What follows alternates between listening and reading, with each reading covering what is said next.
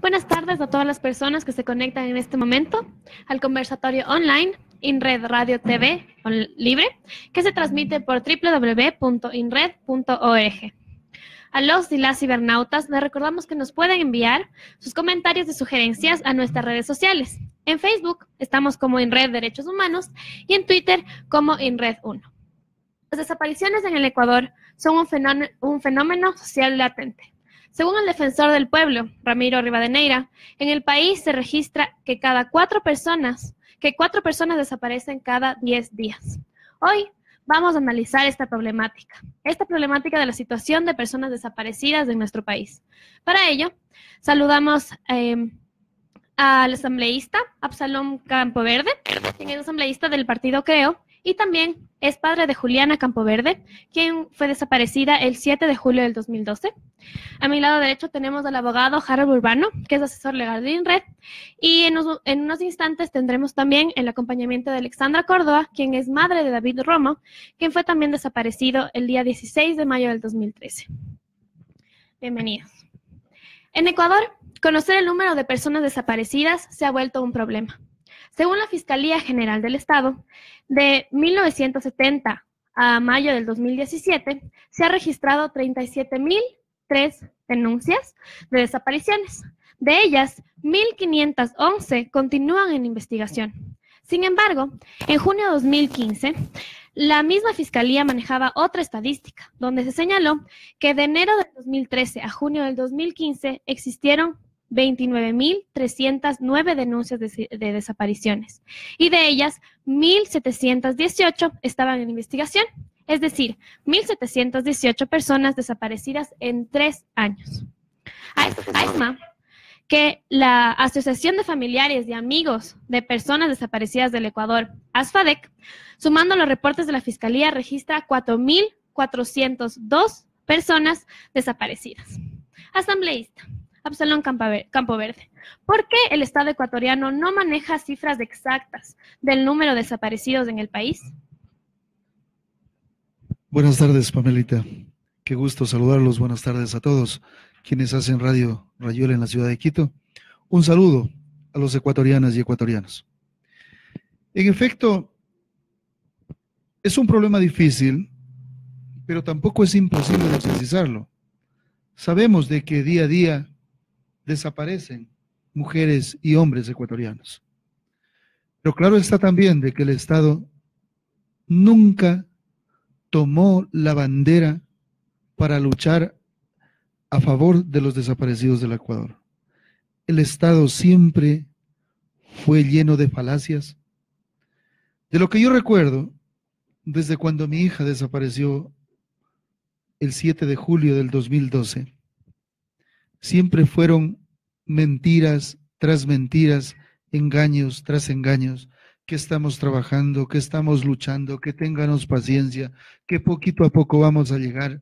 Mire, Pamela, han pasado 5 años de la desaparición de Juliana, entró al 6º año y hasta el momento el Estado no ha cumplido con el trabajo que tenían que haber hecho para saber qué es lo que pasó con ella y con miles de ecuatorianos y ecuatorianas desaparecidos. Por ese motivo es lo que el Estado jamás va a tener una respuesta clara y fidedigna, porque nunca está preparado, ni nunca prepararon autoridades para conseguir dar este resultado final y la alegría a todos quienes vivimos esta incertidumbre por muchos años de dar con el paradero de nuestros seres queridos.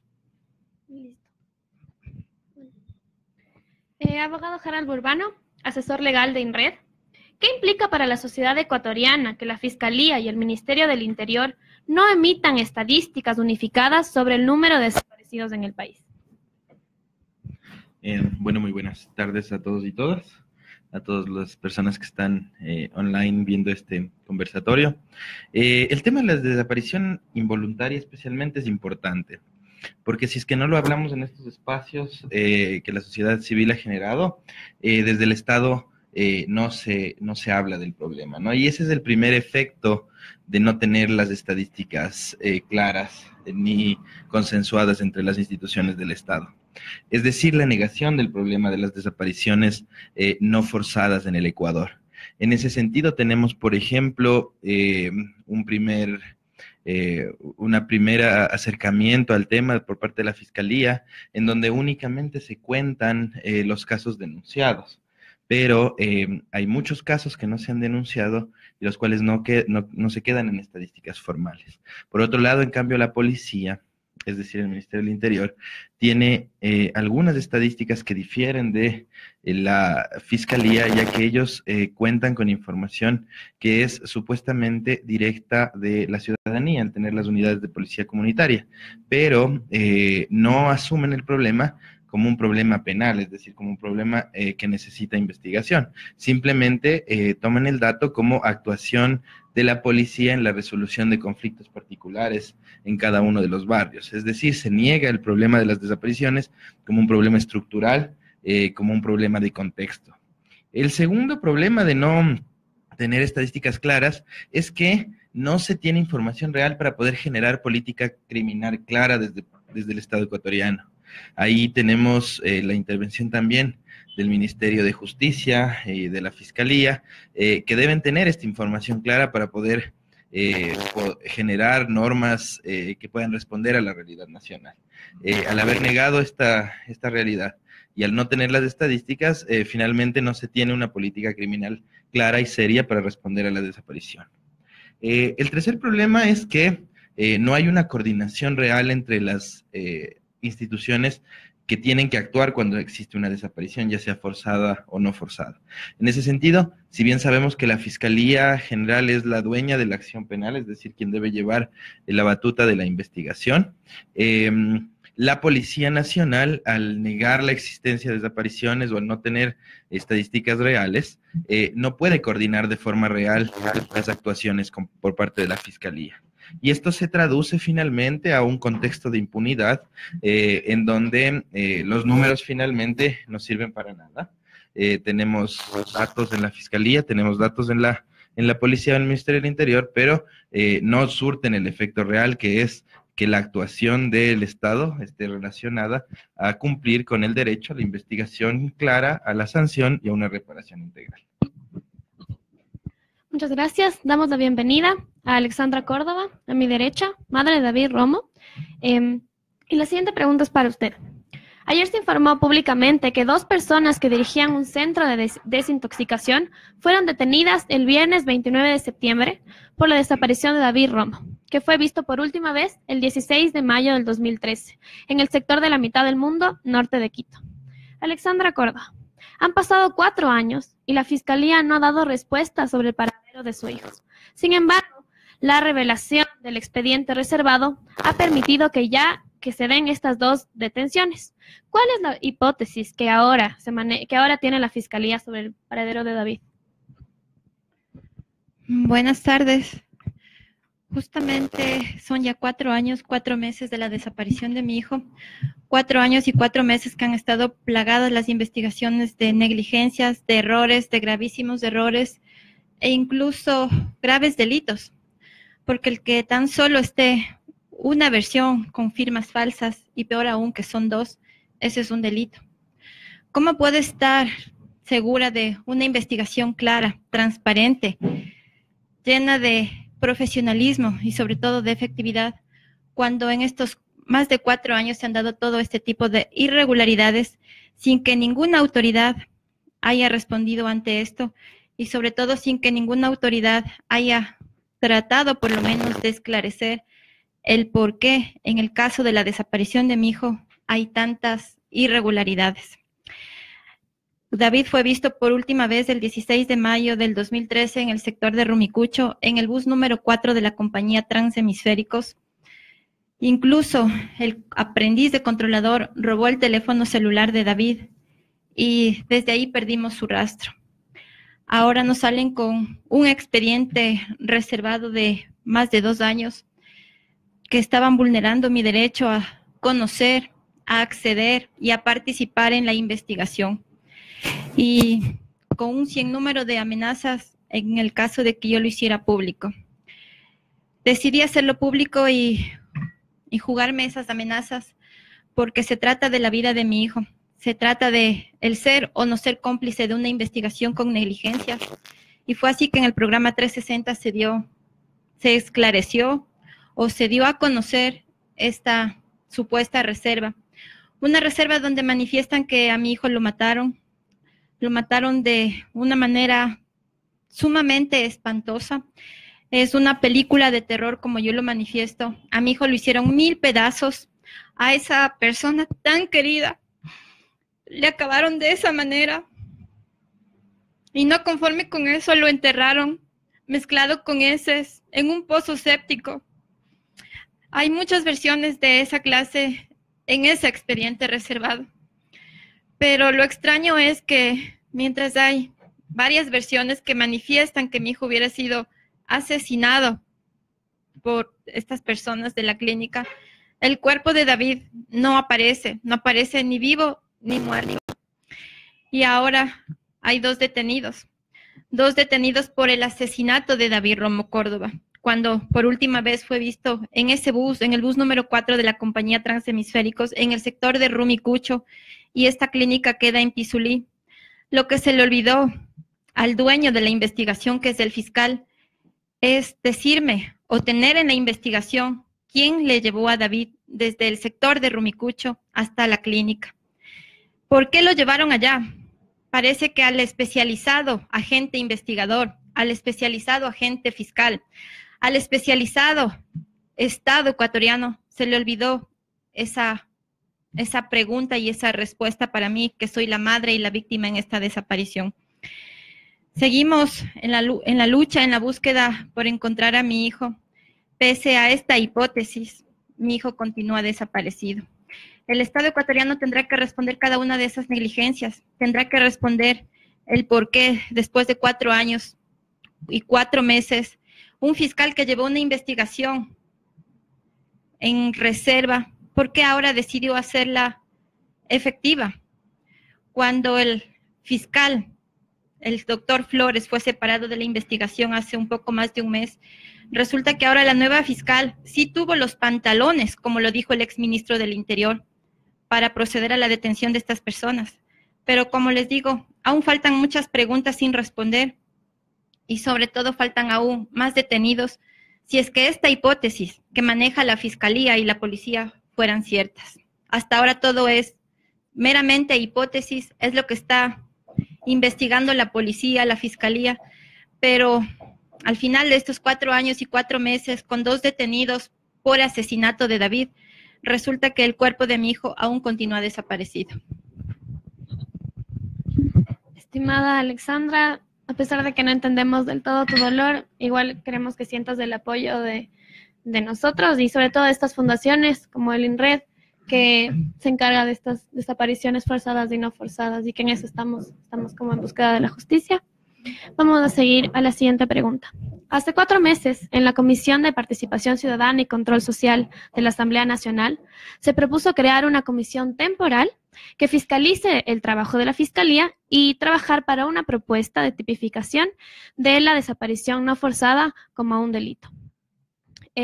Asambleísta, ¿cómo avanza el desarrollo de estas 2 propuestas en el Palacio Legislativo? A ver, Pamelita, primero, corrección, porque no es la Comisión de Participación Ciudadana y Control Social la que se encargó o la que está encargada de crear esta comisión ocasional. Mentira. Al momento que llegué a ser parte de esa comisión, yo como Absalón Campoverde y como padre de Juliana Campoverde, y preocupado por todos los casos de desapariciones en el país, planteé ante la comisión ocasional la creación ante la Comisión de Participación Ciudadana, la creación de la comisión ocasional. Una vez que les hice saber a ellos como comisión, porque yo creí de que podía recibir el respaldo de ellos para hacerlo como comisión, y en vista de que ellos no ejecutaron esta petición, entonces la hice personal y elevé la petición al presidente de la Asamblea, al doctor Serrano, ¿Por qué? Porque él es el que está al frente del Consejo de Administración Legislativa CAL, ¿sí? Y por ese motivo tenía que seguir el orden regular. El 29 de agosto entregué la petición en secretaría para que se entregue al CAL. Luego de que ellos sesionaron, el 18 de septiembre me entregaron la resolución del CAL, donde todos, de una manera unánime, los 7 miembros del CAL, resolvieron aprobar la comisión ocasional que se dedique exclusivamente a los desaparecidos del Ecuador. Así que, entonces, de esa manera, era mi compromiso. Justamente habíamos conversado con la señora Alexandra sobre esta posibilidad que yo tenía desde el momento que llegué a la Asamblea Nacional, justamente pensando en los desaparecidos del Ecuador, porque no hemos tenido apoyo, Pamela. Hay que decirlo muy frontalmente. Lamentablemente, el gobierno, exgobierno de Correa, ha sido un engaño total. Cuando se supone, y no se supone, sino es el Estado, el llamado a dar seguridad a los ciudadanos ecuatorianos, lastimosamente eso no sucede en las calles de nuestro querido Ecuador. Cada día son más problemas y más problemas. Y lo que es más, hoy, ¿quién hace las veces de la presidencia de la función legislativa? En ese entonces era ministro del Interior, y él conoce exactamente todo lo que pasa, y todo lo que pasó en el caso de Juliana. Pero lastimosamente, en el caso de mi hija, han pasado 10 fiscales por el caso de ella, y todos, y uno más cobarde que otro, uno más sinvergüenza que otro. Incluso la primera fiscal, que aún la recuerdo, a la doctora Alicia Arias, ella a mí me dijo que para darle paso a mi carpeta, esa carpeta tenía que tener peso, y la botó sobre el escritorio. De esa clase de fiscales es lo que tiene nuestro país, de esa clase de autoridades es la que tenemos en la fiscalía. Entonces, ¿cuándo vamos a descubrir quiénes se llevaron a nuestros seres queridos? ¿Cuándo? Si estos son, créame que yo me atrevo a decir, sabedores y cómplices. ¿Por qué? En el caso de Juliana, ¿quiénes se llevaron a mi hija? Están aquí en Quito. Lo sabemos. Y como padres de Juliana, como familiares de Juliana, nosotros fuimos quienes entregamos toda la información a la fiscalía. No es que ellos han hecho nada. Nosotros como familiares entregamos la documentación de cuáles las personas se llevaron a mi hija. ¿Por qué? Porque esos eran los resultados que encontramos en el Facebook, donde encontramos a Juan Solano, que era el nombre ficticio de quien se encargó de engañar de una u otra manera a mi hija, para después descubrirlo que era el mismo pastor de la iglesia evangélica donde ella iba con la mamá. Con todas las personas, con todos los abogados, con todos los que conocen la parte legal, bueno, dicen ¿hasta cuándo? Pero está clarito, quien se llevó tu hija deberían estar ya en la cárcel para que declaren qué hicieron con ella, dónde la tienen o qué sé yo. Sin embargo, sigue en los sueños este caso. Por ese motivo, he pedido la creación de esta comisión para conjuntamente con 6 colegas más y conmigo 7 que Dios mediante integraremos, porque lo que falta de esta comisión es que se la ponga en el orden del día. Eso estamos luchando. Yo creí que se la debió subir en esta semana. Lamentablemente en esta semana, por todo lo que está pasando el país con los casos de corrupción, no han convocado ni el día martes ni el día de mañana, jueves, a la sesión del Pleno, y por tal motivo no se ha podido debatir nada. Entonces, lo único que falta es que se suba al orden del día, debatir en el Pleno, y desde ahí arrancamos con esta comisión. ¿Para qué? Para llamarlos a estos sinvergüenzas cobardes, hombres y mujeres que han desempeñado la función de fiscales, a que delante de esa comisión, ¿sí?, expongan todo el trabajo que han hecho y lo que no han hecho, y poderlos fiscalizar, porque hasta el momento nadie, mi estimada Pamela, nadie los ha fiscalizado, nadie ha hecho nada. Han sido 10 años, ¿10 años de qué? De ensueños y de todo lo que ustedes conocen hoy en día, lo que el Ecuador sabe. Y la otra cosa, eso es el primer trabajo que como ustedes comprenderán, no es nada fácil. Muchas personas creen de que, bueno, a mí me lo han dicho, incluso familiares de desaparecidos que he recibido en mi oficina, la desesperación a veces nos hace actuar de esa manera y nosotros queremos que los casos se resuelvan, pero ya, lastimosamente, esto tiene un procedimiento y esto me ha llevado a mí un tiempo hasta lograr entrar con la documentación y hasta que ellos logren pronunciarse. Por ese motivo, no he podido todavía, estamos armando y trabajando el otro cuadro de reforma a la ley del COIP con la finalidad de que se tipifique a la desaparición involuntaria o forzada, como se la quiera llamar, como un delito. Que por ese es el motivo, por este vacío legal que hay en la Constitución, los fiscales hacen lo que quieren y en definitiva ellos no tienen algo que los presione para que los resultados estén a la vista. Esa es la realidad, pero sobre eso es mi trabajo. No es solamente este caso, soy un legislador del Ecuador y tengo que trabajar en beneficio de todos quienes sufrimos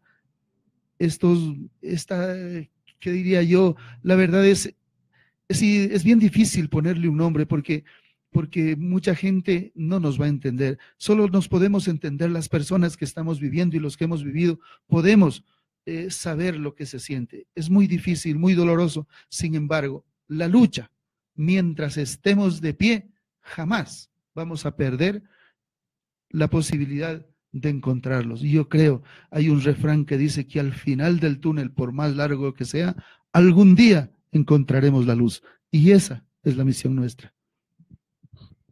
Muchas gracias. Igual, no les podemos del todo entender en su situación, pero les demostramos nuestro apoyo. Y quisiéramos hacer una pequeña explicación, y es que nuestro Código Orgánico Integral Penal, el COIP, nuestra legislación penal, solo tipifica la desaparición forzada. ¿Qué quiere decir? Que es la desaparición que está hecha bajo las autoridades del Estado, por ejemplo, los policías. Pero la que no está tipificada es la desaparición involuntaria. ¿Qué quiere decir? Que es una desaparición que no se ha dado por autoridades del Estado. A partir de esta explicación, estimado Harold Urbano, ¿es necesaria la tipificación de la desaparición involuntaria en Ecuador o crees que son suficientes los estándares internacionales que suscribe el Ecuador para garantizar la investigación en casos de desapariciones no forzadas? Esto también tomando en cuenta que la anterior semana la Corte Interamericana de Derechos Humanos, la Corte IDH, declaró la responsabilidad del Estado de Guatemala en casos de desaparición no forzada. También queremos decir que la desaparición no forzada es solo considerada como un acto administrativo. ¿Es necesaria la tipificación? Bueno, en primer lugar, que me alegra mucho la actividad de nuestro legislador en relación al tema de la fiscalización a los fiscales, porque no solo parte del hecho de que no haya una base legal clara en el Ecuador para poder iniciar una indagación formal en relación a las desapariciones no forzadas, sino a las prácticas mismas de los fiscales. Si es que no tuviéramos unas prácticas tan malas y contrarias a la Constitución y los derechos humanos por parte de los fiscales y por parte de la Fiscalía en estos temas, no sería necesario estar luchando por la tipificación de la desaparición no forzada como delito. ¿Por qué? Porque en la Constitución y en los instrumentos internacionales de derechos humanos ya se encuentra la obligación clara de investigar, sancionar y reparar las desapariciones, tanto forzadas como no forzadas. El Ecuador es signatario de dos convenciones internacionales importantísimas para el tema. La Convención de Naciones Unidas contra la Desaparición Forzada y la Convención Americana de Derechos Humanos. En la Convención de Naciones Unidas contra la desaparición forzada, en su artículo 3 se establece que toda desaparición, ya sea forzada o no forzada, en su presunción inicial, tiene que ser investigada. Y tiene que ser investigada a partir de los hechos del último momento en el cual se tuvo contacto real con la víctima, ¿sí? Por lo tanto, existe ya una obligación directa que nace del artículo 3 de esta convención, de la cual es signataria el Ecuador, para hacer esta investigación, no como un acto administrativo, sino como una investigación penal real. La Convención Americana de Derechos Humanos, por otro lado, establece en su artículo 8 el derecho de todas las personas de gozar de un recurso adecuado para poder investigar, sancionar y reparar todas las violaciones de derechos humanos. En este caso, la desaparición forzada o la desaparición involuntaria es una violación al derecho a la libertad personal, es decir, el derecho a circular libremente por el país o por la ciudad, y el derecho a que el Estado garantice su seguridad mientras ejerce esa libertad. La Corte Interamericana ya lo ha reconocido así recientemente en relación a las desapariciones no forzadas o involuntarias. Hace 2 semanas emitió una sentencia del caso Hernández contra Guatemala, en donde establece claramente esto. No es necesario que la desaparición no forzada esté tipificada en una legislación penal interna. Los estándares internacionales en los estados o dan la posibilidad de que la investigación penal se dé a pesar de que no existe esta norma penal. ¿Por qué? Porque la investigación está relacionada a investigar otro tipo de delitos conexos, ¿sí? En el Ecuador, y vuelvo a lo que primero dije, las malas prácticas de la Fiscalía han dado la necesidad de que los familiares luchen por la tipificación del delito. ¿Por qué?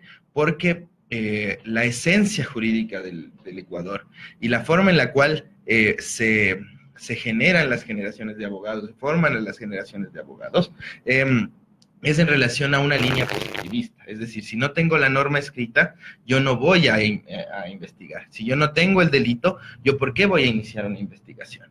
Entonces, en el Ecuador es necesario tener la tipificación, por lo menos para que se inicie una indagación previa formal.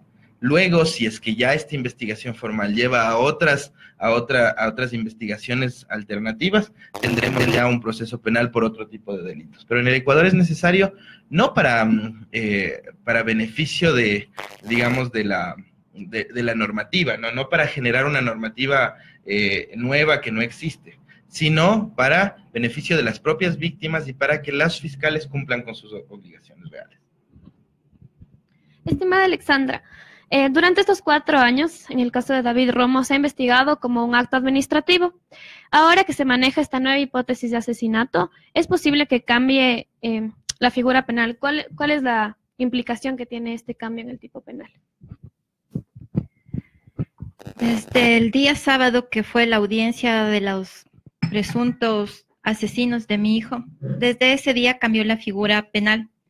Ya no es desaparición, ahora es asesinato, y como tal está en otra unidad con otro fiscal. Y ahora veamos qué sucede en esta investigación. Pero yo quería aclarar algo también. Es cierto que es muy necesario la tipificación, pero creo que aún más necesario es que, sobre todo los fiscales, que son quienes dirigen la investigación y, como lo mencionan, dueños de la investigación, deben prepararse. No pueden ser personas que simplemente se gradúen de abogados y se sienten ahí a ser fiscales. Eso no puede ser bajo ningún concepto. ¿Cómo pueden investigar casos de personas desaparecidas si no tienen conocimientos legales, penales, no conocen cómo hacer alguna diligencia forense, no saben cómo encaminar la investigación a los agentes policiales en el campo? Entonces creo que el Estado ecuatoriano, en toda esta lucha que hemos tenido de más de 4 años y que hemos visibilizado el caso de los desaparecidos, es hora de que reconozca sus debilidades, sus falencias, y sobre todo que acepte que les falta preparación. Es hora de que fiscales y agentes investigadores que están a cargo de los casos de personas desaparecidas se preparen. Si tan solo tuvieran un poco de conocimiento, como dicen que están preparados en derechos humanos, no haría falta que exista esta figura penal, porque ya sabrían lo que consta tanto en los diferentes tratados internacionales como nuestros derechos también como víctimas. Y al parecer eso desconocen, porque en 4 años yo he sido víctima de un trato cruel e inhumano. El tan solo hecho que me digan que mi hijo está muerto y enterrado por más de 3 años y que su cuerpo no aparezca ni vivo ni muerto, y que ahora me digan que hay unos sentenciados que lo mataron de las maneras más desastrosas. Ahora no solamente es que le hicieron picadillo a mi hijo y que lo enterraron con restos de las reses que faenaban ahí, ahora es que lo cogieron y lo vendaron en un tecle y ahí lo cortaron su cabeza en 2 y lo enterraron. Eso no es un trato cruel que está ejerciendo el Estado ecuatoriano contra mí, que soy la madre, la víctima en esta desaparición, contra mi familia, contra los amigos, los compañeros de David, contra la sociedad entera, porque nadie espera que un hijo sea acabado de esa manera. Si tan solo, le repito, como el Estado estuviera preparado en derechos humanos, que es algo tan claro que lo desconocen, no tendríamos necesidad de pedir la tipificación. Los agentes, investigadores y fiscales desconocen de absolutamente todo lo que tiene que ver para investigaciones de personas desaparecidas.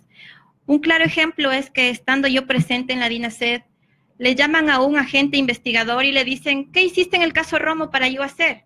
¿Acaso el caso Romo se parece a los 3.000 desaparecidos? Cada caso es diferente y cada agente investigador tiene que actuar de acuerdo al caso que tenga. Esa es una clara muestra de que no están preparados. Una investigación no puede prolongarse en el tiempo. 4 años es demasiado tiempo para haber dado con los responsables de la desaparición de David, y sobre todo, David ya debería estar aquí en la condición que sea. No solamente es necesario encontrar a los presuntos responsables, sino también saber cómo ocurrieron los hechos, y esa parte no está en ninguno de los casos que han desaparecido aquí en el Ecuador. Más de 3.000 personas que han desaparecido. En ninguno se conoce, ni siquiera a los responsables, peor a los desaparecidos. Abogado Hart, ¿cuáles son los elementos que la Fiscalía debe tener en caso de desapariciones para que se configure la materialidad y la responsabilidad de este delito? Bueno, creo que ha sido muy clara en resumir básicamente la necesidad de tener la tipificación en el Ecuador, ¿no? Los fiscales no son fiscales capacitados, y no son fiscales que sean capacitados ni en la aplicación de los estándares internacionales, ni tampoco en algunos principios básicos como la no revictimización. Poner a la víctima sobre toda acción legal es importante cuando se está llevando una investigación en materia de graves violaciones de derechos humanos como es la desaparición. En ese sentido, los fiscales tienen que en la investigación llevar 2 líneas, ¿no? La primera línea, la investigación de la materialidad del hecho, y en la segunda línea, investigar la responsabilidad de los imputados. En este caso, al ser una desaparición, quien tiene la información, digamos, de la existencia del delito, de la materialidad y de la responsabilidad, son las últimas personas que tuvieron contacto con este señor, ¿no? O con quien haya desaparecido, con la víctima. En ese sentido, es importantísimo vincular a estas últimas personas a la investigación, y en algún momento invertir la carga de la prueba. Esto es algo que muchos abogados no están de acuerdo, no están capacitados para poder aplicar. Invertir la carga de la prueba y que sean ellos quienes tengan que probar que no tuvieron participación en un hecho delictivo contra la víctima. Esto pasa no solamente en las desapariciones forzadas, sino también en las desapariciones involuntarias y en cualquier otra grave violación de derechos humanos. ¿Qué más se debería probar, o cuál debería ser la línea de investigación? La línea de investigación no tiene que estar relacionada a un estigma de la víctima ni a un estigma familiar. Muchas veces en los casos de desapariciones, la investigación se relaciona a una característica peculiar de la víctima. Digamos, es drogadicta, entonces por drogadicta se ha de haber ido de la casa, ya ha de volver. Esa línea de investigación es una línea estigmatizante. Otra línea estigmatizante, por ejemplo, es tomar en cuenta una característica de nacionalidad. Muchas veces personas desaparecidas que son mujeres colombianas, por ejemplo, generan una aversión en los fiscales, y el hecho de no seguir investigando porque hay una estigmatización hacia la víctima, ¿no? Entonces, la línea de investigación tiene que estar relacionada al último lugar en donde se vio la víctima y a las personas que se encontraron ahí, y no a una estigmatización de una característica personal que lo que puede hacer es desviar la investigación real y material del hecho. Asambleísta, usted, además de ser un funcionario público, es el padre de una persona desaparecida. ¿Cómo hacer para que los funcionarios públicos se sensibilicen frente a esta problemática y realmente hagan un trabajo efectivo? Gracias. Bueno, en efecto, yo llevo, serían 4, un poquito más de meses ya, en la Asamblea Nacional, donde en primer lugar nos ha tocado trabajar concientizando a los colegas, porque hay muchos de ellos que no tienen ni idea de estos casos tan graves en el Ecuador. Ellos no sabían por ejemplo, cuando empecé a a dialogar con ellos y a contarles los casos. Por supuesto, hablemos de los más relevantes, los que han sucedido en el Ecuador, porque hay muchísimos que ni siquiera se conoce, pero yo siempre les hablaba, por ejemplo, del caso de David, el caso de Carolina, el caso de Juliana, y muchos de ellos, esos casos sí los conocen, pero claro que nunca le pusieron el énfasis que tenían que ponerle con la finalidad de poner un granito de arena en las investigaciones. Hoy en la Asamblea Nacional casi todos están conscientes de lo que ha pasado y está pasando en el Ecuador, que cada día desaparecen más hombres y mujeres. Por ese motivo, ha sido un trabajo que ha tocado hacerlo de a poco, porque ustedes entenderán también que en la Asamblea Nacional no todos nos miran como amigos. Esa es otra realidad. Ahí hay movimientos políticos que, por ser de oposición, también nos miran como enemigos. Y eso es lo que no queremos, porque de alguna manera somos 37 y todos tenemos el voto del uno, cuenta o vale lo mismo que los de una bancada y los de otra bancada. Por tal motivo, eso también ha tocado un poquito trabajar en eso y pedirles el apoyo, porque, por decir algo, la creación de esta comisión no es que se la hace porque el CAL ya dio paso, no, necesitamos votos. Necesitamos 70 votos para que se apruebe esta comisión. Y ese ha sido un trabajo que ha ido que irlo haciendo poquito a poquito, curul por curul, contando la situación. Los que ya conocen el caso, los casos, lo único que me han dicho, Absalón, tranquilo, pasa, y yo estoy contigo, yo sí conozco el caso, y me mencionan incluso otros casos más. Entonces, es el trabajo que ha tocado hacerlo por el bien de todos, porque yo en este caso no estoy trabajando solo por Juliana, no. Al contrario, mi preocupación es seguir trabajando durante el tiempo que esté en la Asamblea Nacional por todos. Entonces, esa es la responsabilidad. ¿Por qué? Porque después de tanta inoperancia que hemos tenido en la Fiscalía, pues yo busqué esta alternativa y yo le pedí al pueblo de mi provincia que me apoye con la finalidad de ayudar a poner todo lo que haya que poner para que estos casos se aclaren. Y gracias a Dios, aquí estoy. Estamos dando pasos, posiblemente sean cortitos, pero firmes, que eso es lo bueno, eso es lo bueno. Hay otra cosa que es importante también llevar en este diálogo, en este conversatorio, que mucha información se filtra en el Estado, en el gobierno. Cuando hicieron el allanamiento de algunos casos, resulta que las personas que les allanaron la casa, pues les recibieron a la policía como recibirle a cualquier otra persona que iba a visitar esa casa. La pregunta es, y yo les pregunto a ustedes, si a mi casa llega un piquete de policías de 20 armados hasta los dientes, créanme que yo voy a reaccionar y digo, bueno, ¿qué es lo que pasa? ¿Qué hice yo? Pero resulta que no. En el caso de Juliana no fue así. A la persona que le allanaron la casa, dijo, vengan, pasen, solo faltó que les brinde café. Entonces, esa es la preocupación de que hay filtros de aquellos que y ya pasan la información. Entonces, ¿qué nos hace presumir a nosotros? De que hay mucho dinero por intermedio, de que es dinero lo que se juega. Mire, el caso de Juliana, hemos cumplido con todas las pericias, con todo lo que nos han pedido. Incluso se trajo a un psicólogo forense de México, que nos demoró 9 meses hasta que llegó y 4 meses cuando ya se fue haciendo su pericia. Hasta a los 4 meses nos envió la pericia y les pusimos al frente. ¿Y sabe qué dice el fiscal Flores? Que con pruebas indiciarias no va a acusar. Entonces, ¿con qué quiere acusar? Si nuestros hijos los mataron, ¿qué quieren? Que se levanten y les diga, aquí estoy. Por favor, en otros países, con una sola prueba indiciaria, con una, se hace la acusación y se dicta la formulación de cargos. Aquí no. Aquí tienen 5, tienen 8, tienen 10 pruebas indiciarias. Y no, por Dios, entonces ese será nuestro trabajo. Si es que estos fiscales no quieren cumplir con su trabajo, pues muy bien, jovencitos, váyanse a la casa a hacer otro trabajo, el que les quede mejor. Pero ustedes no están capacitados ni formados para ayudar al pueblo ecuatoriano de esta manera como fiscales. Pamela, la verdad que no es nada fácil, no es nada fácil. Sin embargo, créanme que el valor de padres nos tiene aquí en esta lucha.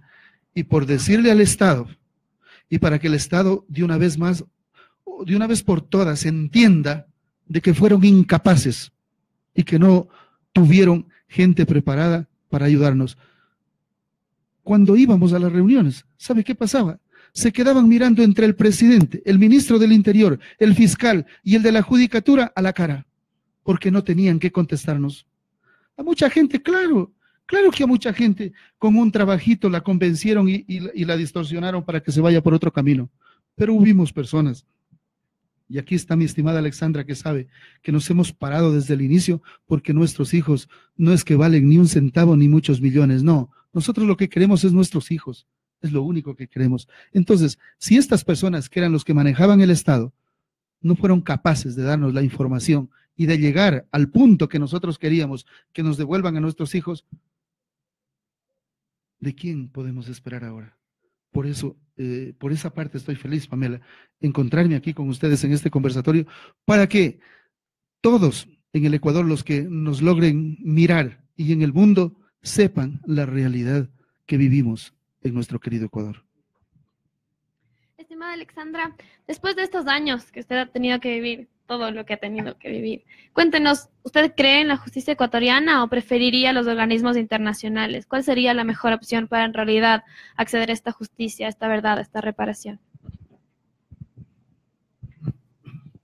Desde que le desaparecieron a David aquel 16 de mayo del 2013, dejé de creer en la justicia ecuatoriana, dejé de creer en cada uno de sus funcionarios, de sus servidores públicos, de las autoridades. Todos han mentido, han engañado y lo siguen haciendo. Un claro ejemplo de esto es que me reuní con el fiscal general la semana pasada, donde dijo que me olvide de todo lo pasado y que ahora íbamos a trabajar en conjunto. ¿Cómo puedo seguir creyendo en esta persona que nuevamente mintió? Inician una formulación de cargos, hacen una audiencia y esa audiencia no fui invitada yo, cuando yo tenía todo el derecho a estar, supuestamente para no desvelarme, cuidaban que yo esté durmiendo tranquilamente en mi casa. El otro funcionario me dijo que simplemente porque la audiencia era reservada. Una audiencia ya no es reservada. El momento en que están ahí debatiendo sobre el fin de mi hijo, deja de ser reservada para mí, que soy la madre. Pero son todas esas mentiras y todos esos errores que han estado en esa investigación, errores que los tengo aquí. Y esta carpeta solo lleva unos ciertos errores, porque enumerarlos no alcanzaría absolutamente. En todo el día enumerar todos y cada uno de esos errores. He dejado de creer en la justicia ecuatoriana, en sus autoridades, y es lamentable que uno como ciudadana no pueda creer en sus gobernantes. El caso de mi hijo se fue hace algunos meses a instancias internacionales, porque aquí en el Ecuador las autoridades no me han permitido participar y estar presente en cada una de las investigaciones, de las diligencias que se han hecho por mi hijo, y sobre todo porque he encontrado mucho engaño, mucha mentira, y prueba de ello es que David, después de 4 años, sigue desaparecido. Sé que estos organismos tardan mucho en resolver los casos, pero no puedo quedarme aquí cruzada de brazos, no puedo ser cómplice de esos funcionarios, de esos servidores públicos, porque el tan solo quedarme callada y no hacer absolutamente nada me convierte en un cómplice de ese Estado que ha sido inoperante, ineficiente y que todo este tiempo se ha burlado de nosotros. Estimada Absalom, me permito hacerte la misma pregunta, pero no como asambleísta, sino como padre de una persona desaparecida. ¿Crees en la justicia ecuatoriana o serían mejor los organismos internacionales para acceder a esta justicia? Mira, Pamelita, yo creo que yo perdí esa credibilidad hace mucho rato. Desde cuando nos dimos cuenta que nos mintieron a cada paso y de que el Estado ecuatoriano solo nos engañó una y otra vez. Si me reuní cuántas veces con el fiscal y ahora de nuevo me he reunido 2 veces, primero con su asesor y después con con el doctor Vaca Mancheno, personalmente, para hablar estos casos. Y claro está que lo que vive el país, es cierto que nosotros podemos entender todo lo que estamos viviendo en corrupción y en todo ese encaje grande de habernos dejado cada día más pobres durante el exgobierno. Nosotros sí podemos entender eso. ¿Y a nosotros, Pamelita? ¿Quién nos entiende a nosotros? Nadie. Nadie nos entiende la desesperación que vivimos. ¿O creen que porque llega la noche, acaso nosotros vamos al dormitorio a dormir? No es verdad. Y eso el pueblo ecuatoriano tiene que saberlo. Y por ese motivo, le dije no, se acabó. Es cierto que los organismos internacionales tienen toda la posibilidad de ayudarnos en este ámbito y que seguramente lo vamos a llegar. Personalmente pienso llegar hasta las últimas instancias que tenga que hacer, pero de verdad, por más que este rato se escuche, como lo gritan a cuatro vientos, diálogo, más diálogo, más diálogo, la pregunta es, el presidente ya lleva algunos mesecitos, y si quiere diálogo, ¿cuántas reuniones ha propuesto ya con los familiares de los desaparecidos del Ecuador? Ni una sola. Entonces, ¿qué? ¿Seguimos los ecuatorianos sufriendo las personas que estamos trabajando para el progreso del país y nuestro Estado sigue solapando, sigue protegiendo a los delincuentes que andan felices en las calles? Por favor. Por ese motivo, no creo en la justicia del Ecuador. Una pregunta sobre el caso de su hija. Si ya saben más o menos cuál es el posible responsable, ¿cuál es la teoría de la Fiscalía para no seguir con la investigación? Pamelita, lo sabemos y eso lo saben desde hace casi un año de lo que mi hija desapareció. Les entregamos todo en sus manos. Quiénes se llevaron mi hija, dónde están, dónde viven y quiénes son. En ese tiempo que seguían investigando y que estamos cerca. Después, cuando terminaron todas las pericias, se quedó ahí. Ahora, el caso está parado. El agente de investigación que dice, a mí me dice, vea, asambleísta, no tenemos más que hacer, hemos hecho todo.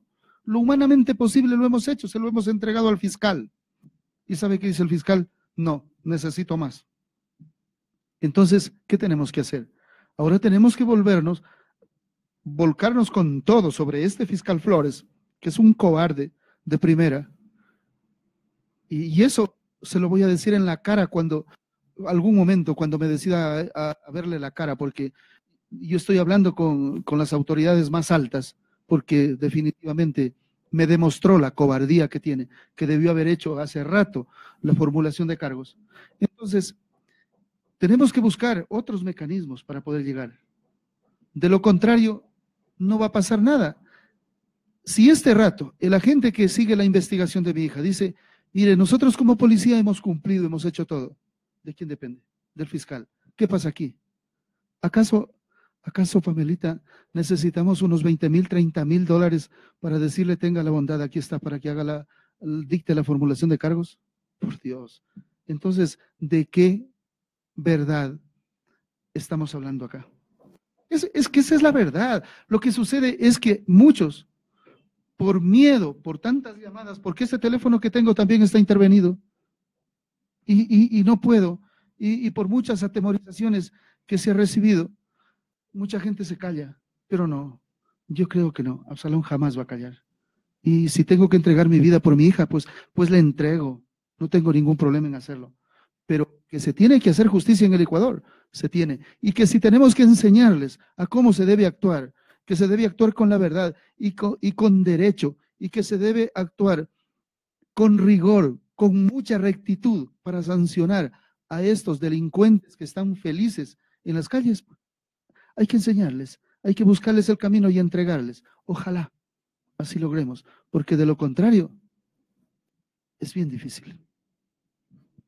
Gracias. Para finalizar, esta es una pregunta dirigida a los tres panelistas. Frente a los casos de personas desaparecidas, ¿cómo creen que debe actuar el Estado ecuatoriano y la sociedad?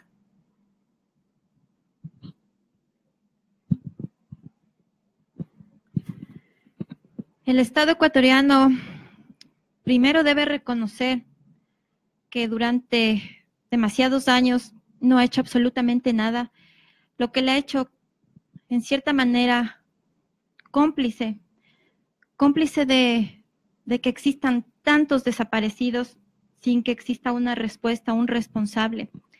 Todos conocen el caso Restrepo. Del caso Restrepo acá han pasado 30 años en los que el Estado ecuatoriano tenía la obligación de actuar con efectividad, con prontitud, y sin embargo, ¿qué hizo? No hizo absolutamente nada.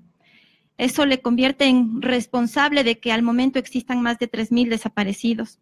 Lo primero que debe hacer el Estado, en todo este tiempo que ha visto, ahora visibilizado los casos de personas desaparecidas, y esta visibilización ha sido por los familiares, no por ninguna de las autoridades, es capacitar profesionalmente a fiscales e investigadores para que esos fiscales no sean tan cobardes como el que nos tocó a Juliana Campoverde y a David Romo. Es justamente por esa clase de fiscales que los casos han quedado ahí en el limbo, sin que se esclarezcan, con ese temor de dar esa respuesta que los familiares, que la sociedad necesita. Creo que la capacitación es eminentemente necesaria, porque no pueden seguir estos casos simplemente pasando años tras años sin que exista esa respuesta. Y es necesario que el Estado traiga profesionales de afuera para nuestros casos que ya tienen más de 2, 3 años, como lo llaman en derecho esos casos fríos, porque por seguir con los nuevos casos, nuestros casos son abandonados, son dejados ahí a un lado hasta que se hagan caso de los casos nuevos. Pero que esa falta de preocupación no ha habido por parte del Estado, esa mano extendida no ha habido en este gobierno tampoco, porque los casos siguen aumentando y nuestro dolor también. No hay esa voluntad política de querer resolver, de querer hacer algo más por los desaparecidos, tomando en cuenta que esta es una obligación del Estado, precautelar la seguridad y la vida de cada uno de sus ciudadanos, pero sin embargo no lo ha hecho. Nuestros hijos, nuestros familiares desaparecen. ¿Y dónde están las autoridades para establecer políticas de Estado, políticas de prevención, políticas de seguridad? Lastimosamente todos están olvidados. Estoy segura y convencida de que así como están investigando los casos de Odebrecht, de tanto caso de corrupción, también deben estar ahí los casos de los desaparecidos, porque no es 1, 2, son miles de casos de personas desaparecidas.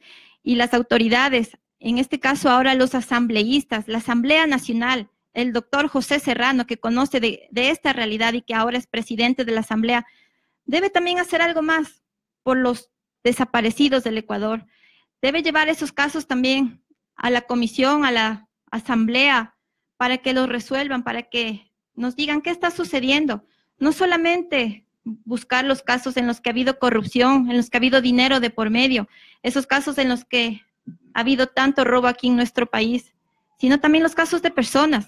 De pronto no representan un valor económico para las autoridades, para el Estado, pero representan un valor para nuestras familias, para nosotros, porque son nuestros hijos, nuestros familiares los que no están. Bueno, yo creo que el Estado y la sociedad tienen un reto grande para afrontar el tema de la desaparición no forzada. Primero, el Estado tiene que visibilizar la problemática, responsabilizarse y entender que esto es un tema importante y es un tema de derechos humanos. Todas las instituciones del Estado tienen que trabajar en conjunto y tienen que generar una política macro para poder intervenir en el tema de la desaparición. Todas las iniciativas puntuales y particulares de cada una de las instituciones puede ser que generen un granito de arena para poder intervenir en la problemática, pero no son la solución definitiva. Tiene que trabajarse tanto en la prevención como en la investigación real y efectiva y en la sanción y en la reparación a las víctimas. Y en ese sentido también tiene que pensarse en las víctimas. Tiene que entenderse que no hay que revictimizar a las personas que han sufrido tanto dolor por la desaparición de una de sus familiares o de sus personas cercanas. Y en ese sentido el Estado es responsable de generar la protección necesaria a estas víctimas y de darles la atención para que puedan sobrellevar la situación y generar reparación integral. Por otro lado, la sociedad tiene el reto de darles voz a las personas que han sufrido esto, de darles voz a las organizaciones y de atender siempre el llamado que estas organizaciones den para poder exigir, tanto en las calles como en las instituciones, verdad, justicia y reparación. Gracias. Bueno, yo creo que primero el Estado es como un padre de familia en la casa. El Estado es el que rige todo al Ecuador. Un padre de familia toma con mucha responsabilidad su hogar, con sus hijos. Lo mismo sucede con el Estado. Pero lástima que en todos estos años, de lo que hemos podido palpar, no hay cómo hablar de responsabilidad. Más bien todo lo que han hecho, lo han hecho irresponsablemente. Entonces nosotros somos un número más de esa irresponsabilidad. Por eso es lo que no tenemos todavía esa luz que nos llene de alegría de saber que llegamos al final de que hemos encontrado a nuestros seres queridos. Mire, yo creo que en tantos años, tanto en los casos de los que estamos aquí este rato, de David como en el caso de Juliana, es mucho tiempo cuando ellos han tenido caminos muy claros para hacerlo. Pero ¿sabe qué otra cosa? ¿Sabe qué dicen los agentes de investigación? Todos, en el caso de Juliana son 10 fiscales. Todos los fiscales que han venido ya vienen direccionados desde la Fiscalía General. ¿Qué es lo que tienen que hacer y qué es lo que no tienen que hacer? Por tal motivo, qué difícil es hablar de la responsabilidad del Estado. Mire, mientras la justicia siga enquistada, mi querida Pamela, como en una concha y manejada por un solo organismo, lamentablemente se nos hace más difícil el trabajo para encontrar a nuestros hijos. Yo creo que no estamos viviendo desde hace rato una época de democracia, una época donde podíamos pedir auxilio a diferentes sectores y esos diferentes sectores nos iban a dar un criterio. Lástima que no es así. Cuando nos toca ir a la fiscalía, hablan el mismo idioma que hablan en la judicatura, que hablan los abogados y un sinnúmero de cosas. ¿Por qué? Porque lamentablemente tienen que obedecer a esa persona, a esa sola persona que mandó durante tantos años el Estado y que aún todavía nos sigue haciendo tanto daño porque aún no podemos encontrar a nuestros hijos. Entonces creo que para esto tenemos que en primer lugar desmontar ese aparataje que nos dejó el ex gobierno y luego de eso para poder hablar de un poco más de libertad, de justicia, para de esa manera poder encontrar personas como los fiscales que les toca de hablar estos temas. Y justamente son ellos los que tienen que guiarnos y llevarnos por el camino para que los casos se aclaren. Es mi percepción y yo creo que sobre eso hay que luchar muchísimo. Mientras no haya responsabilidad, es bien difícil el trabajo que nos toca hacer. Muchas gracias. Hay 4.402 personas desaparecidas en los últimos 3 años. No hay la tipificación del delito de desaparición involuntaria. Es solo tomado como un acto administrativo. Y aquí tenemos a 2 de los padres de las personas desaparecidas que aún no tienen respuesta de sus hijos. Esto definitivamente amerita un cambio, no solo a nivel político, sino también a nivel legal. Esto es un problema que se tiene a nivel estructural de este Estado. Agradecemos la participación de Alexandra Córdoba, madre de David Romo, desaparecido el 16 de mayo del 2013, Absalón Campoverde, asambleísta del partido Creo, y padre de Juliana Campoverde, desaparecida el 7 de julio del 2012 en Quito, y Harold Urbano, asesor legal de INRED, en el programa INRED Radio TV Libre, que se transmite en vivo los miércoles por www.inred.org. Este programa lo podrás encontrar colgado en nuestro canal de YouTube INRED. Hasta la próxima semana, muchas gracias.